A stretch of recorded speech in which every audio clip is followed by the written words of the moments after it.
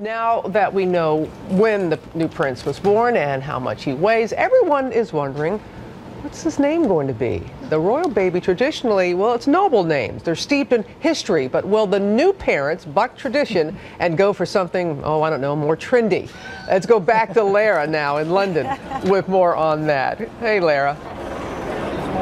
Hello, Robin. My guess is they will stick with tradition. And, you know, we have no idea when the name will happen. Everybody's so excited about it. But it could take a while. The Queen waited a month to announce Charles's name, and they waited a week for William's name. So could be today, maybe not today. But what will it be? Everybody is guessing, including us.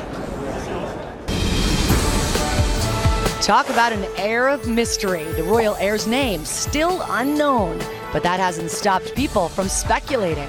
By George, he's got it! By George, he's got it! Actually, George isn't a bad guess. There have been 6 kings of England with that moniker, including Queen Elizabeth's father, George VI.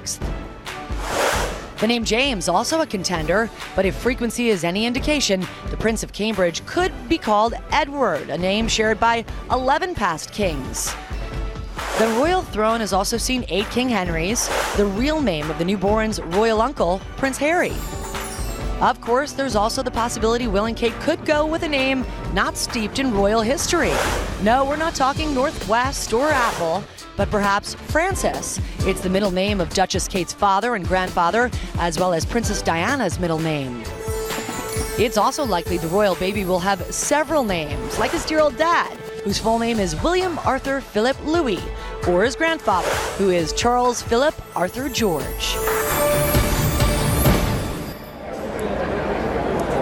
George is my guess. Amy? I'm going to go with James because it means the supplanter, and seeing how this baby kicked Prince Harry out of the third in succession, I think James is appropriate. And I, of course, this is for you, George Stephanopoulos. What do you guys think? Okay, well, I'm going to go with tradition because they said 4 names, so I'm going with George, Joshua, Samuel. Lucky. That's a great name. Come on. That's a great name. What are the chances? That's the I was leader going to of write George Clubhouse. 4 times. I'm going to go. Apparently, there's a lot of reasons why. Amy stole them all, but Serena said yesterday, watching the special report, I think I'll name him James. So I'm going to go with James Jehoshaphat, just because. Maybe not because I really want to see that name make a comeback, if it was ever here in the first place. We should get an expert on this, though.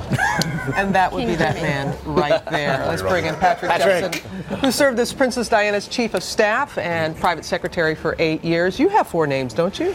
I do. It's a terrible English habit, and it's terribly confusing. You know, when you come to America and they say middle initial, you think, take your pick. What are your 4 names? Mine are Patrick, Desmond, Christian, Jeremy. It's literally a name check game for families, older families. Right. And this is what they're going to be looking for with the new baby. You know, they're going to be in there looking for traditional royal names.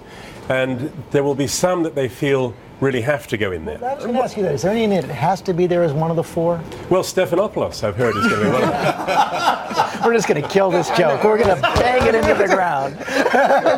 until the very end. But Diana, she followed suit.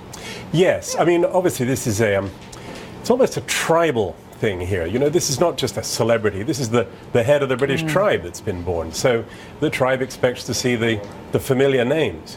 And because the British navigate through their history by using kings and queens' names. I mean, Kate Blanchett, her character Elizabeth gave her name to a complete age. Victoria, a complete age. Henry VIII. Maybe this new baby, the new king, who will be, after all, the first king of the 22nd century, probably. That's true, right. His name will probably live in history too, so they're going to have to get it right. Will the Queen, will she have a say?